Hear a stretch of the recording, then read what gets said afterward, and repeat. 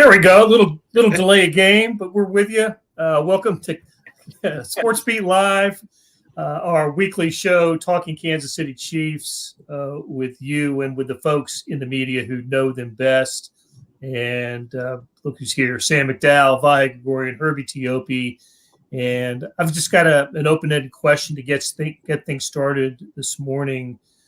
Should Andy Reid just go ahead and start Odell Beckham this weekend and Christian McCaffrey and Brian Burns, or should they wait to sign these guys first and then maybe consider playing them? But Herbie, I'll go to you with this. What do you think? Beckham in the starting lineup on Sunday at San Francisco?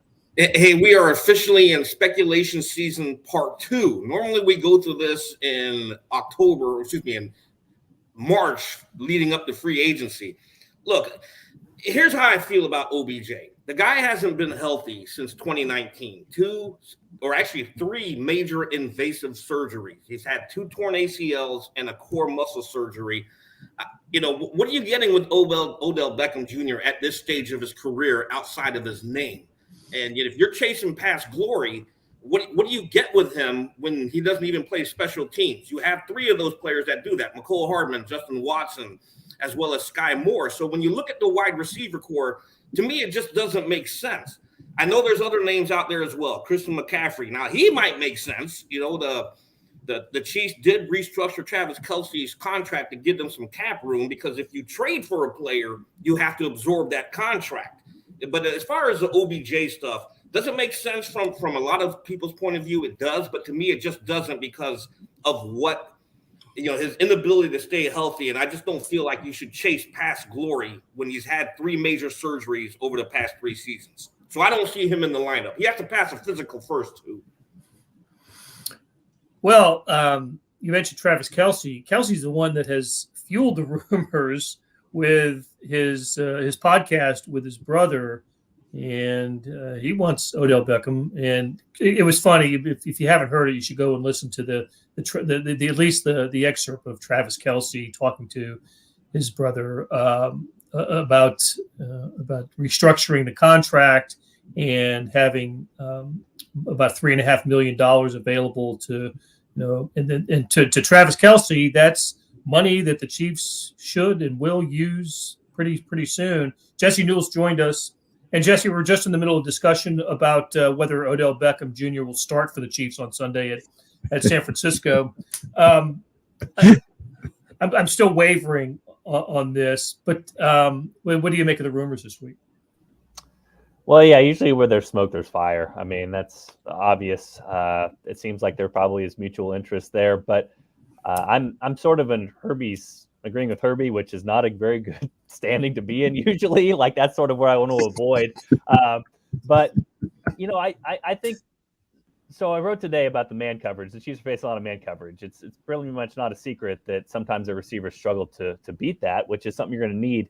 Now, I looked at the numbers, and 2 weeks ago, the Chiefs actually were the most productive team in the NFL in any game this season at beating man coverage when the Raiders tried to double up and triple up Travis Kelce. We saw MVS and McCole Hardman have huge games for them then, and were able to be productive. But it doesn't make as much sense to me, just because I think the guys that can help them beat man coverage are guys that have not been fully themselves so far, which is McCole Hardman with his knee injury, and then obviously Sky Moore, a rookie who is just getting comfortable. What we've seen so far is that he's been productive when he's in there. He just hasn't completely grasped the whole playbook, and they're not comfortable putting him in there and giving him that huge role. Now, I think week 16, 17, 18, that potentially could happen, but right now you're just sort of dealing with a rookie who's getting more comfortable with every passing week. So I think mostly what Odell Beckham Jr. could bring the Chiefs is something that Sky Moore could give them and McCole Hardman can give them when he's healthy. But again, I'm not the Chiefs. So if they decide Odell Beckham Jr., he's obviously young. He's a guy that's a little different situation than some of these guys that they brought in the past. But you do go back, it seems like every year that Chiefs fans go through this, like Le'Veon Bell's the missing piece, Josh Gordon's the missing piece, LaShawn McCoy's the missing piece. How much of those guys really helped in the past? Again, maybe OBJ is the exception. I can't say that, but it does seem like the Chiefs are at least sniffing around and seeing if there's potentially mutual interest there, if they can clear some room. So we'll see what happens from this point forward. Jesse, I'm really impressed with KU's new reach on its recruiting efforts under Lance Leipold. That would be something else. Hey, just to chime in real quick, just the mention of those Le'Veon Bell, Josh Gordon type things. Maybe I'm wrong, but I feel like that the OBJ situation rings of that more than it rings of something that's really a obvious solution.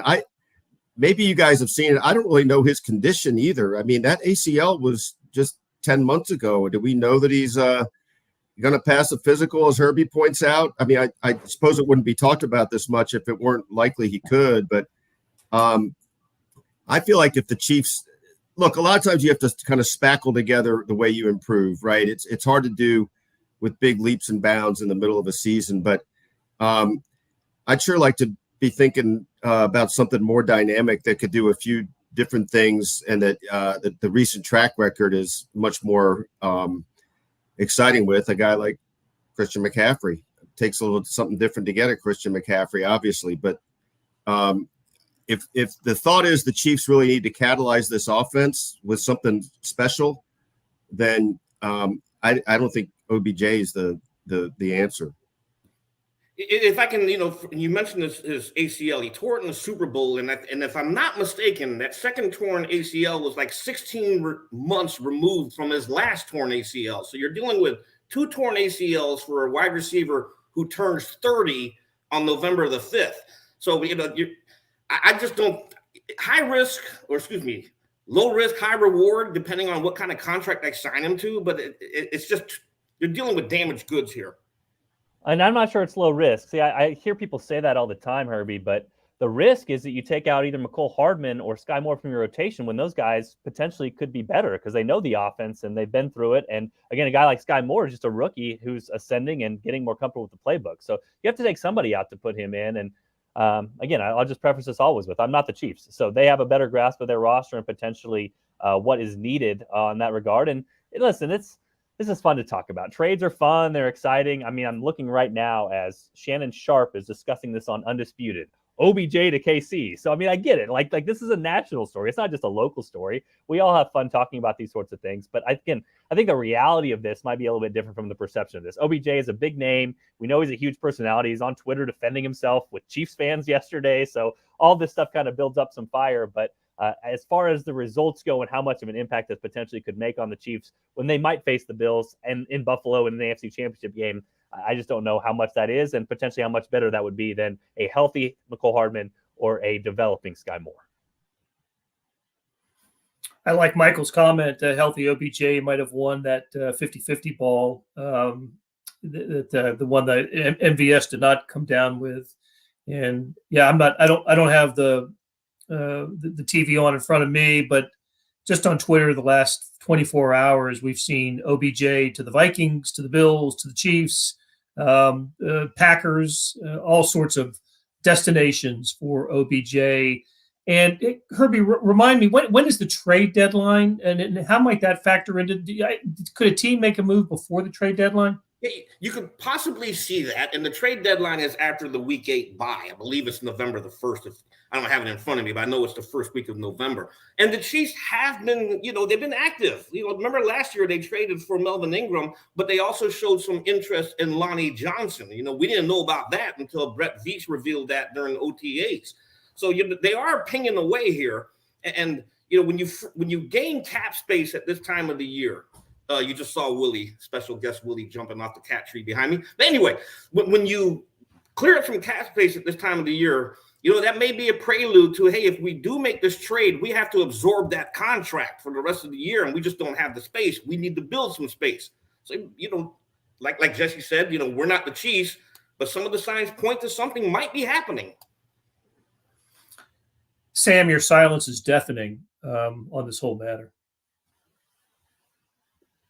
I mean, the Chiefs have the number 1 ranked offense in the NFL, and we're talking about giving up all they acquired in the Tyreek Hill trade to acquire offensive assets. So to me, if I am Brett Veach and I'm looking at how can I best improve this roster, it's with a move like Herbie mentioned that they made last year. It's a Melvin Ingram type move. I mean, I think the elephant in the room this year is their top draft or Trent McDuffie hasn't played, but their 2 first-round draft picks have not contributed this year.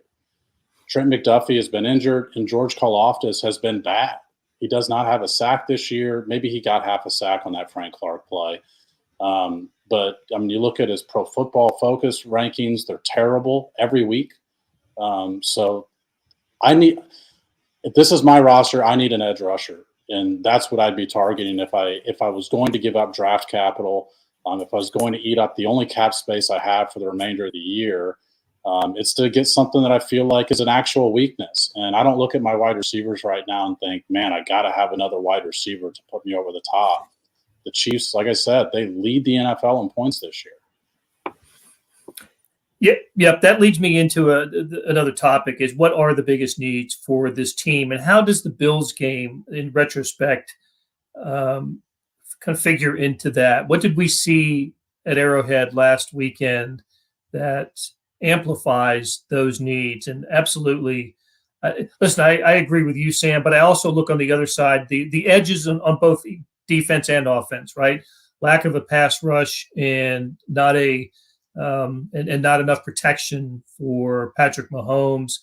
Hey Jesse, I enjoyed your latest breakdown of the film breakdown of Jesse takes a play every week, and please remind me who your partner is in crime on this. Yeah, Brett Savo. He's actually from around the area in Missouri, but he was a backup quarterback, I'm told, in high school around here, or maybe it was college. I don't want to sell him short, but he's great on the inside. He was a former offensive coordinator for high schools all over the place. And he does some great breakdowns. But mentioning just kind of the Von Miller sack that happened late. But go ahead, Blair, with Yeah. So breaking down that play, one of the things that struck me, it was the sack.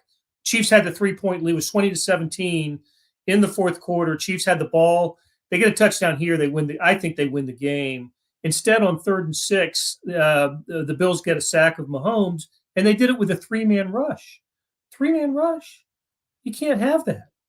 You absolutely can't have that. The Bills did a great job disguising their defense in that moment, and I thought Kelce got off the line a little too slowly, couldn't get open. But anyway, so I think the offensive tackles have not played well in the big moments, and the Chiefs aren't getting enough. The Chiefs are not getting home with 4, and the Bills got home with 3 in a big moment the other day. So I'm with Sam on this.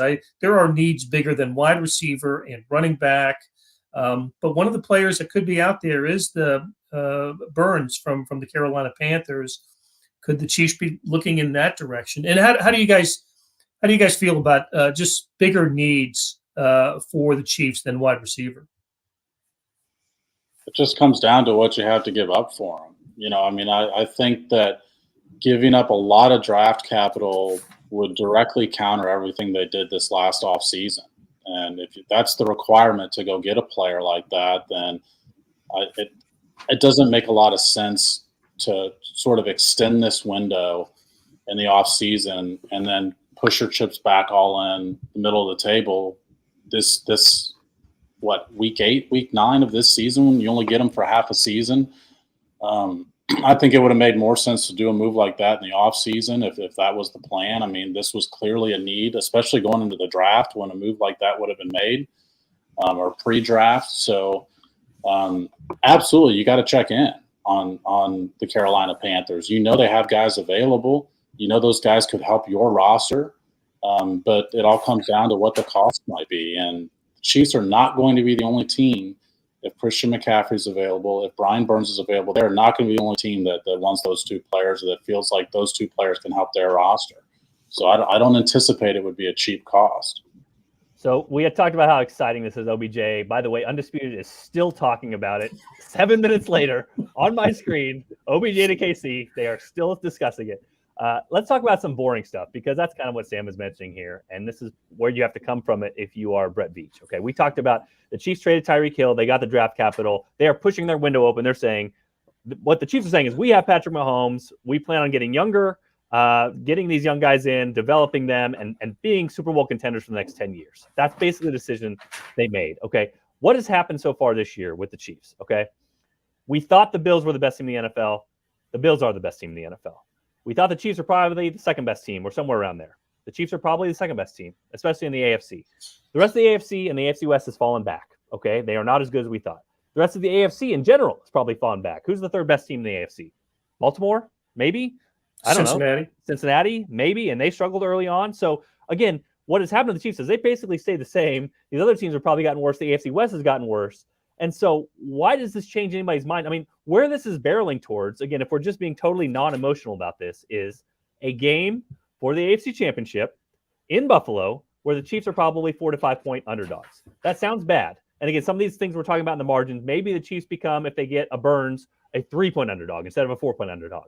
But what happened last year? The Chiefs were a 7 point favorite in the AFC Championship game and lost, right, to the Bengals. So this is what Brett Veach's kind of master plan is right now. It's like, okay, there's going to be teams that pop up. Sam wrote a great piece about this last week. The Bills have popped up this year. They pushed all their chips in. They got Von Miller. They said, it's time to win now. It's time to take down the Chiefs now. Well, what has that bought them? It's probably bought them being a 4 or 5 point favorite in Buffalo in the AFC Championship game, in a game that the Bengals won last year because they had a chance. So again, the semantics of all this is like, we can talk till we're blue in the face about this edition can do this or that. We're probably talking about a half a point or a point in this game coming up against Buffalo at the end of the season if it ends up the way the Chiefs are hoping right now. So that, to me, kind of to Sam's point, why would you shove everything back in the middle to try to gain 1 or 2 points here in the short term when basically you're saying you're trying to build this thing for the long term and make sure that you're going to be good and in that conversation every single year. So I just don't see that much that has changed with the Chiefs, especially when you talk about if they got blown out by the Bills, maybe that's a different discussion. They lost by 4 and they were up in the fourth quarter. So I just don't see this as a burn it to the ground, change everything up. The Chiefs are probably in a pretty good position based off what they thought going into this year. Just one thing, Jesse, you take me to this, and it's sort of in harmony with what you're saying, but sort of makes a little different point, I think. You know, the Chiefs did a lot of things in reaction to that Bengals loss. And, you know, there was a lot of, just data they took from that into what they were going to do in the offseason. And part of the reason they lost that game was the inability to generate a pass rush on a team that had, what was it? Burrow was sacked like 17 times in the 2 games sandwiched around the Chiefs game. And as it stands right now, the Chiefs have sort of that same problem. And to the point that you guys have made, I mean, that seems to be the greatest need. And it's just interesting to me they did so much to try to address that, or at least thinking they were addressing that, and that has been flat, stagnant, whatever you want to call it. That's all. Just an observation that remains their vulnerability. I do want to address Blair. There's a couple of comments about my comments about Karlaftis in our comments section, which is great. Love the interaction. Somebody mentioned that he leads rookies and pressures. The percentage of pressures is much lower than his total. Like George Karlaftis is getting a lot of snaps this year. He has over 300 pass rush or 300 snaps already. Secondly, you look at the totality of his contribution. For example, on Pro Football Focus, there are 180 players who are graded this year. Karlaftis is ranked 166th on the edge. So I'm not saying that George Karlaftis doesn't have a future. I still think he does have a long-term future in this league. But we're talking about what helps the team now. Like, that's a weakness right now. There's no doubt that they're not getting production out of that position. And by the way, it's not just about George Karlaftis. They're not getting production on the other side either. I think, you talk about pressures. Frank Clark only has 12 all year. There's nobody in the NFL that has more snaps than Frank Clark, but fewer pressures than Frank Clark. So you look at the needs of this team, I just think it's incredibly obvious that it's that position. They do need a running back as well. Like, their running backs are not producing as well. I just think in the totality of the way the Chiefs run the offense, it's important, but less so than these other positions that they potentially have some needs as well. I think what's fascinating about this discussion, too, is we sort of get pigeonholed in our own boxes, too. Like, who have the Chiefs faced pass rush-wise the past, 4 weeks? I mean, they've faced Max Crosby. They faced Von Miller. They faced everybody in the NFL, like the best pass rush edge rushers that there are. And so I think sometimes you get this perception of like, hey, this is how the whole NFL is, when really the Chiefs have sort of faced a schedule that has been pretty crazy. I looked it up, and Sam, this was a great offseason discussion we all talked about, but kind of how the pressure percentage hasn't turned into the sack percentage for the Chiefs. Anybody want to guess what the Chiefs' pressure percentage is this year on What would you guess? Are they ranking the NFL? Just without looking at it. Got a guess? Low. It's 11th. I just looked up the PFF pass rush grade for the Chiefs. Anybody want to guess? 11th. So again, this seems like a glaring weakness. And sure, we know that Spagnuolo has covered some of this up because he's blitzed, and guys like L'Jarius Sneed have gotten really good pass rush grades, that sort of stuff. But yeah, the development of Karlaftis is really important to kind of speak to this, because they do have guys like, especially Chris Jones. And we can talk about that other position too, where they've been all sorts of banged up. That defensive tackle next to Chris Jones, they've had to circle guys through. They have not had consistency at that spot too, where you can generate pass rush from the inside too, as well. This doesn't just have to be an edge thing, but it's kind of interesting to me how all these numbers kind of are floating in different directions. And it's hard to sort of grasp exactly how big this problem is, knowing that Spags blitzes, knowing that the Chiefs have had some success pass rushing, but not always consistent. So it is one of those questions, but I agree with Sam in the general point, which is if you're going to make one short-term move, which is probably what they're looking at. They're looking at one short-term move. You're probably looking at either defensive line or you're looking at some sort of running back. And that's kind of the plug-and-play thing I think that could help this team that really wouldn't impact their future that much. Just a reminder, you're watching SportsBeat Live, our weekly conversation about the Chiefs with Jesse Newell, Sam McDowell, and Vahe Gregorian. Might be worth a reminder that over the past few years, when the Chiefs have added players during the seasons, the ones that had the most impact were defensive linemen, weren't they? Ingram last year, I go back to the 2019 season when they added Mike Pennell. He was an inside guy, but did a really nice job for the Chiefs in his year and a half here. Terrell Suggs was a Chief for a short time as well. So isn't it interesting that, to me, our conversations have been about what teams are doing to stop the Chiefs, which have been kind of widely acknowledged as the best team in football since, I don't know, Mahomes' second year as a starter, when they're the Super Bowl year. And now we're talking about what the Chiefs need to do to catch what we think is the better team in the Buffalo Bills. It's just a different place.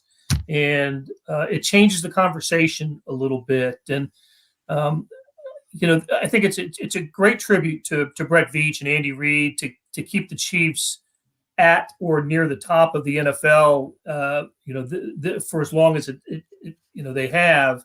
But it's it's a little bit of a different place right now for the Chiefs.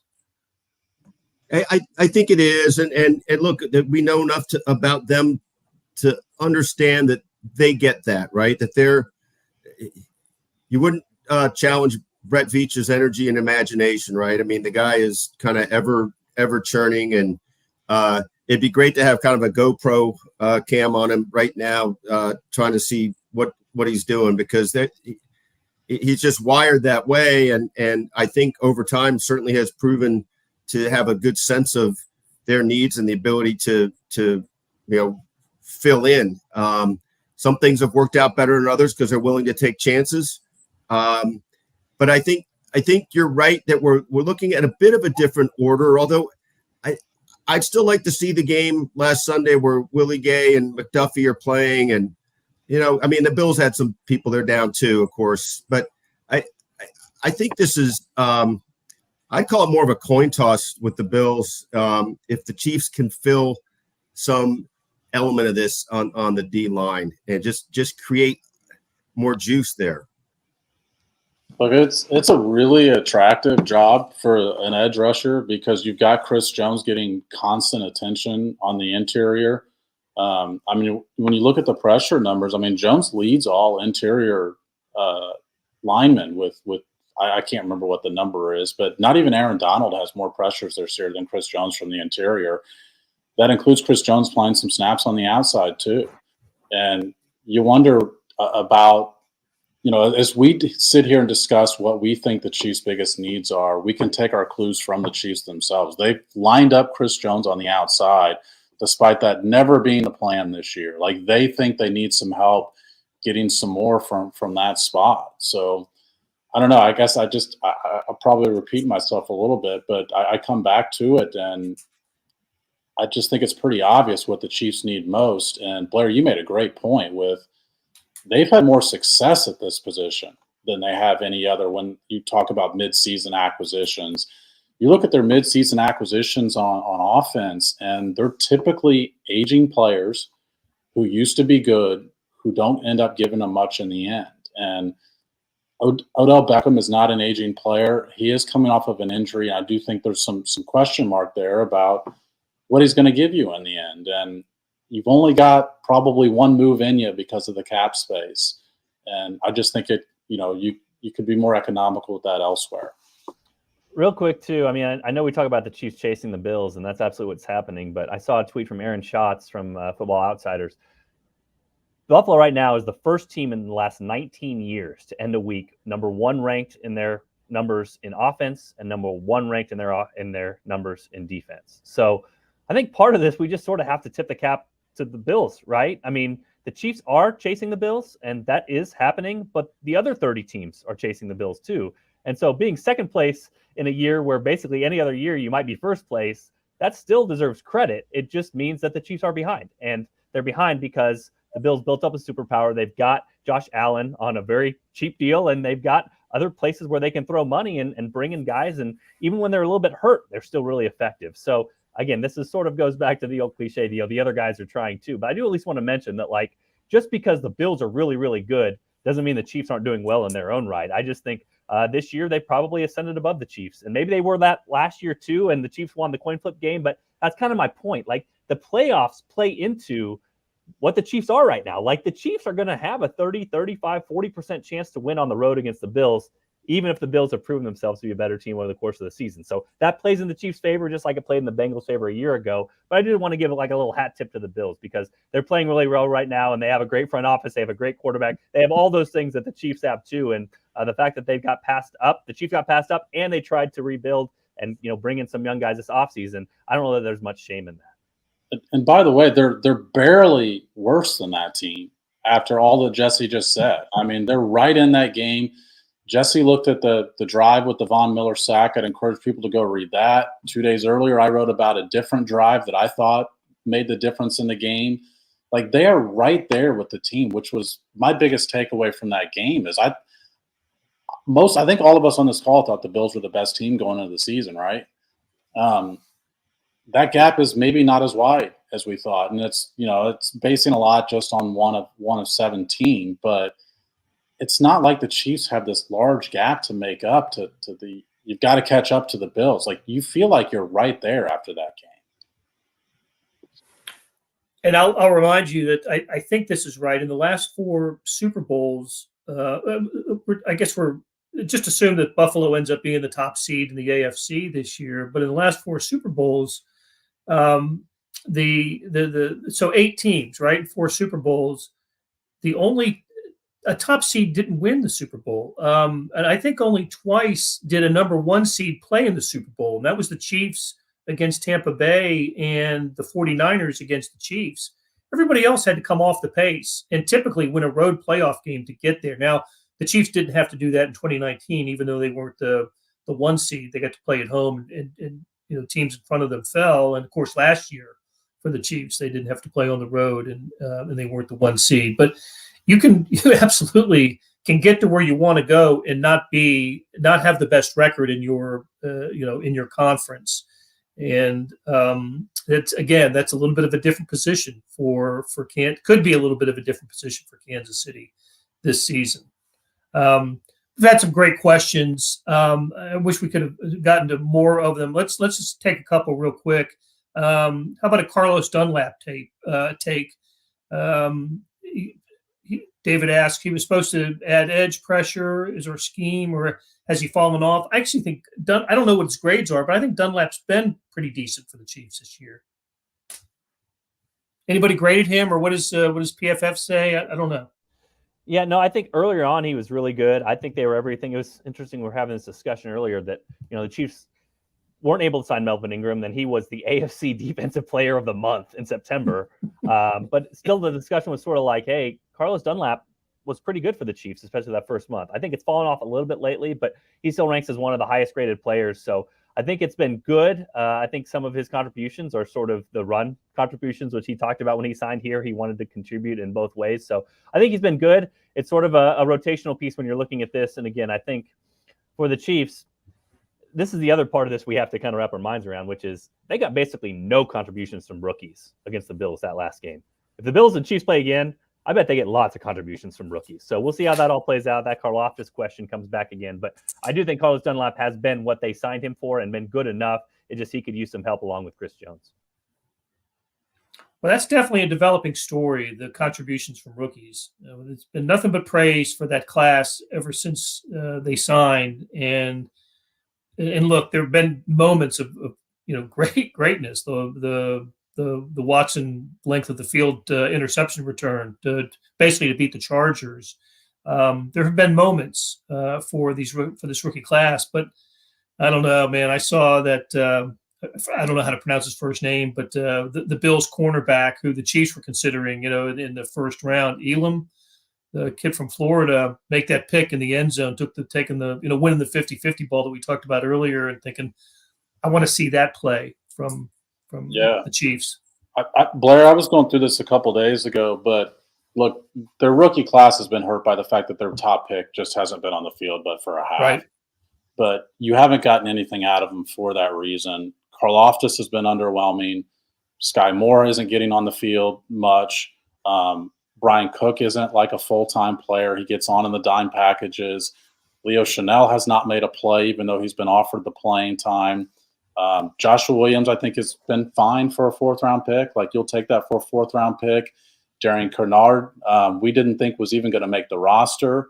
Jalen Watson has been great for a seventh-round pick. Probably not a guy you want in your starting lineup. Same with Pacheco. Great seventh-round pick. Probably not a guy you want to be your starting running back. Najee Johnson didn't make the team out of camp. That's a long list of draft class, and you're kind of searching for – you need some more over the back half of the season. You need these guys to develop, and there's guys on this list I think fit that mold. Sky Moore being one of them. I mean, you look at individual play basis, like Sky Moore's doing some good things. It makes me think that maybe Sky Moore doesn't have the full grasp of the playbook. I think Jesse and I observed that in OTAs, where we saw him coming out of the huddle going to the wrong side of the field in OTAs. And we thought, well, he's got a lot of time before the season starts, before week one gets here. Well, he's not playing that much, even though on a per snap basis, it looks like he's pretty productive, even if the ball's not being thrown his way, which I think that leads you to be optimistic that Sky Moore is going to take a jump over the second half of the season from where he is now. And look, a lot of these guys can. They're 7 weeks or 6 weeks in their NFL career. But it is notable that it hasn't quite happened yet. Yeah, let's be honest about those top guys, Sam. Brian Cook was out with a concussion. Trent McDuffie is out with a hamstring. Sky Moore just isn't getting in the lineup yet, which I think is a problem that will be solved by weeks 15, 16, 17, 18, because you'd rather have it this way, right? You'd rather have him not play as much and be productive when he's in and learn the offense rather than be in there a bunch and not be as productive. And I talked to him in his locker last week. He said, hey, 2 months ago, me would be proud of me right now. And he said, I've been studying, I've been trying to catch up, but so much of what I've learned is just I've had to be here. I've had to be on the field, that sort of thing. I think that'll just get better over time. And real quickly, Sam, you said that nobody would want Isaiah Pacheco as their starting running back. I think we can all agree from what you say that I think of Isaiah Pacheco that I would definitely want him as my starting running back, only behind Ronald Jones, who is still going to get his chance at some point. I promise you, right? Maybe not. All right, guys. Great conversation. Really enjoyed it. And we'll pick up on a few of these thoughts. I really would like to explore the rookie class a little deeper on another show. And maybe we'll see some strides of improvement from some of those players. But terrific job from Herbie Teope, Sam McDowell, Vahe Gregorian, and Jesse Newell. Big thanks to George Howard and Monty Davis for producing today's show. We will talk to you after the Chiefs 49ers game on Sunday. Thanks for tuning in.